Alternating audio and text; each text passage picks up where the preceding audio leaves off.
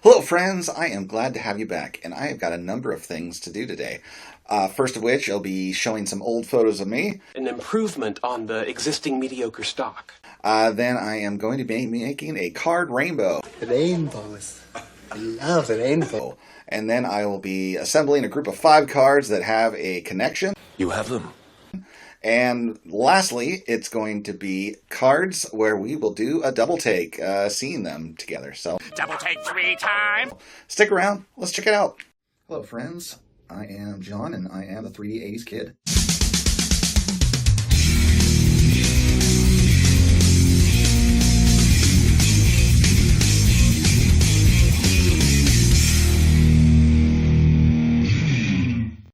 So up first is going to be a response for Don over at Don's Field of Dreams, and he asked us to show some old pictures of ourselves, with maybe some of our old athletic endeavors. This will be brief.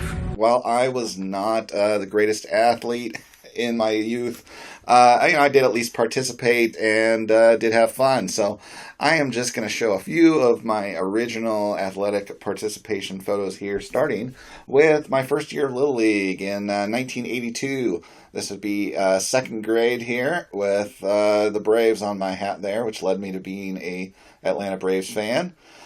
Up next, in 1983, I did play a single year of soccer. Oop, that picture is falling out. Let's just take it out of here.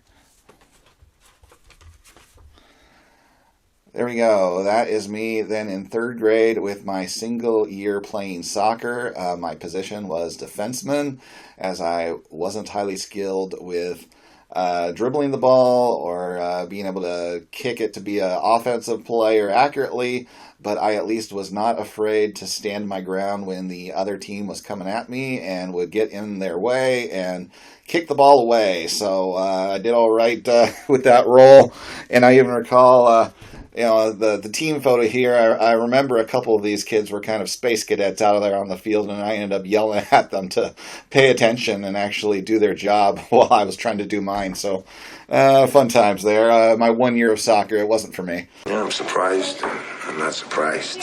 Then again in baseball here, 1984, so this would be fourth grade, which was my last year in the Bay Area. Again, playing for a team called the Braves, so furthering my love of the Atlanta Braves at the same time. There we go. And then my first season playing Little League in the small town of Ukiah, California, which is 120 miles north of San Francisco.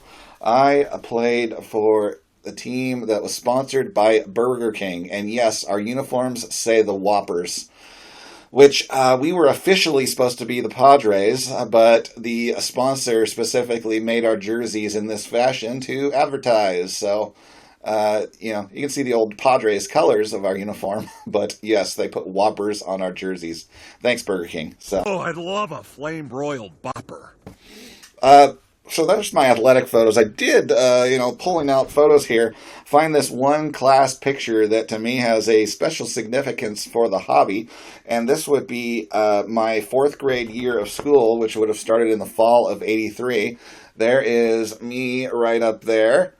And the big significance of that is the teacher that year, Mrs. Dutra, right here.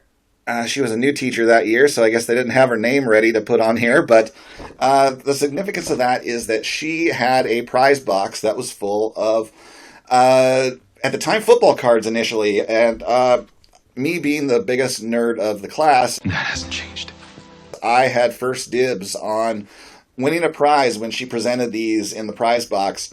And my first ever sports card was a 1983 Topps Marcus Allen from Mrs. Dutra's prize box. And so that is what started me on the whole collecting cards to begin with, was her having those in that prize box and seeing how all the kids were excited about the Marcus Allen card made me choose it when I got first pick. And I was off and running from there. That led to me asking my mom for cards, and us ended up purchasing a whole lot of 83 Donruss baseball packs that year.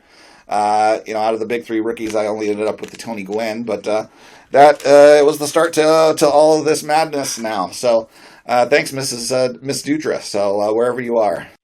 So my next topic is building a rainbow of cards, and this will be for Ken's Cardboard. And he asked us to put together a rainbow, which I do not collect modern cards, so I'm going to put a little vintage twist on this VR. Whatever, I'll do what I want. And it's going to look best if I do it on the tabletop and assemble the cards like he did in his video. So hang on, and I will flip this camera around. All right, hand modeling ready. All right, let's make a vintage rainbow. Rock the rainbow, taste the rainbow. Up first with red, I am presenting the 1949 Bowman Phil Rizzuto with that lovely red background. That is a great start to our rainbow here. All right, up next, we're orange. I have got the 1933 Gaudi Carl Hubble. Just gorgeous background color on this one. There we go. Continuing on with yellow, I have got the beautiful background of this Hal Neuhauser 1955 Topps card with just the gorgeous yellow that totally works.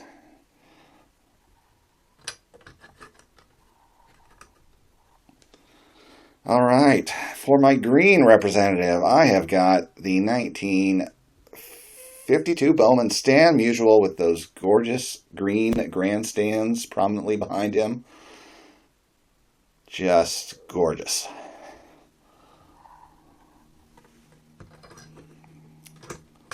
This is going to be fun with these stands. I'm not a fan of these things. All right, now for our blue, we have got a 1949 Leaf Bobby Dorr with a gorgeous blue background on this one. All right. All right, up next, it's a little bit tricky for I do not have any purple cards in my vintage spectrum here, which is indigo and violet. We've got a dark purple and a light purple, so I am opting to sneak in this Carl Yastrzemski with the dark pink / maybe magenta with the highlights with the Red Sox and his name placard there. All right, it works for me. Let's get this guy up here. And lastly, with the lighter pink color, I will complete my rainbow with this 1958 Topps Jim Bunning in the gorgeous pink. There we go. My vintage rainbow is complete in all its glory. There we go. All right. Holy rainbow! So up next is a VR for Eddy over at Eddy's Cardboard Chaos. Congratulations on 5 years on YouTube. It's quite the milestone. And he has asked us to show 5 cards that go together and have a connection. And, since I've already warmed up my hands here for some hand modeling, let's go ahead and flip this camera around again and show those cards. Why not? All right, up next for these 5 cards that have a connection, they actually have 2 connections. One of them you might kind of start to guess at if you're a big fan of MLB history, and the other one you'd have to be a big fan of my channel, having watched enough videos to realize this connection. Get on with it! So let's check it out. Up first, I've got the 1964 Topps in the National League card with Hank Aaron and Willie Mays here as card number 1. Card number 2 is a 1970 Kellogg's Willie Mays card. Nice card there. All right, card number 3 is a 1963 Fleer Sandy Koufax.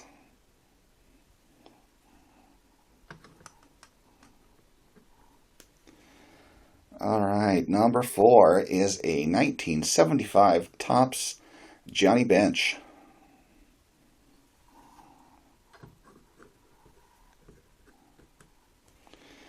And my fifth and final card, which might throw off many of you with this one, is a 1951 Bowman Yogi Berra. All right. So now, the connection for these cards, which many of you might have thought they were all going to be cards of the folks that were named the 4 greatest living players in 2015 by some expert panel, supposedly. And that is what I was going for, and I included Yogi Berra, having just recently watched his very good documentary that you can watch online, and he would be my biggest snub of that group of 4. So that's why I've also included him here. So that was the first connection I was making, and the other connection being that all of these cards are previously owned by other YouTubers.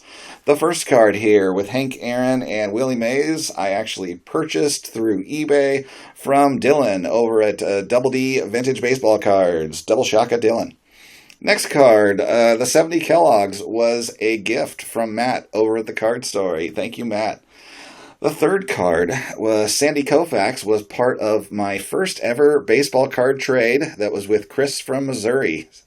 So that's a great addition. And then the Johnny Bench card was one of the collection of cards I purchased from Don over at Don's Field of Dreams. And the fifth and final card was also in a trade, my second big trade, the biggest trade I've ever made that totaled over $700 in total value, was again with Chris from Missouri as the previous owner. So that is my double connection for these cards, and thanks, Eddie, for this suggestion, and congrats again on 5 years. And for my final video response, it is going to be for Iconic Al, who he is doing his first ever VR contest in which he has asked us to present cards that give us a double take. I do a double take, yes. As in, they are separate issues, but they use the exact same picture. And I think a lot of us are going to end up having some Topps cards here because Topps was really lazy with photos. They are lazy, stupid, cowardly, So, and once again, let's go ahead and, I got those hand modeling juices flowing. So let's flip this camera around and look at some cards where they use the same picture. All right, for my first card double take, I am going to start out with the 1969 Topps Willie Mays. And now, if we zoom out a bit on that picture, we have got 1966 Topps Willie Mays for our first double take tandem. All right, up next, I am going to show you 1968 Topps Willie Mays, and its complete match as far as the photo with 1965 Topps.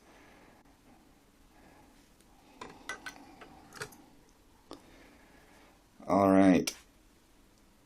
So now up next, I do not have the 1954 Topps Willie Mays yet, but I do have the 1955 for that photo. And then I also have its match in 1956. So there we go with my final double take. And my one triple take that I did find after looking close enough at these cards.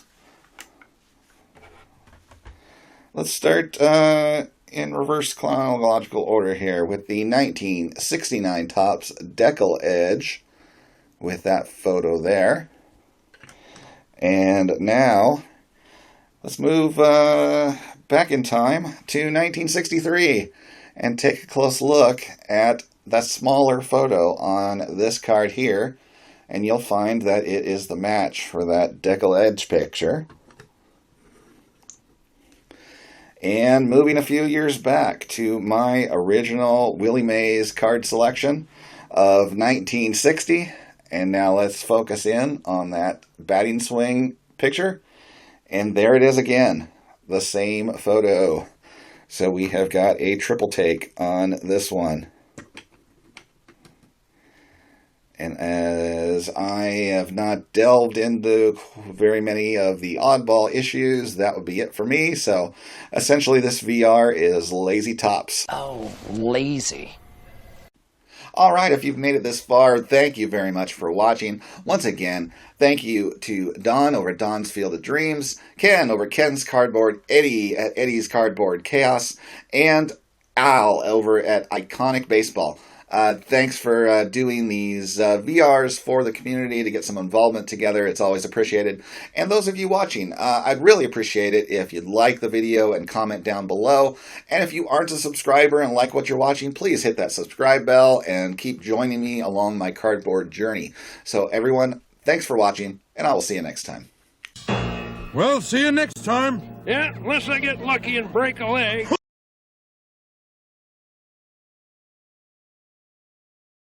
I could never forget about Theo. He's my boy. So, without further ado, here we are once again.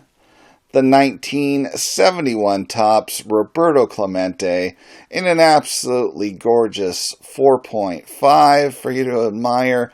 So much nicer than those 4s out there. Oh, what can you say? It's just glorious.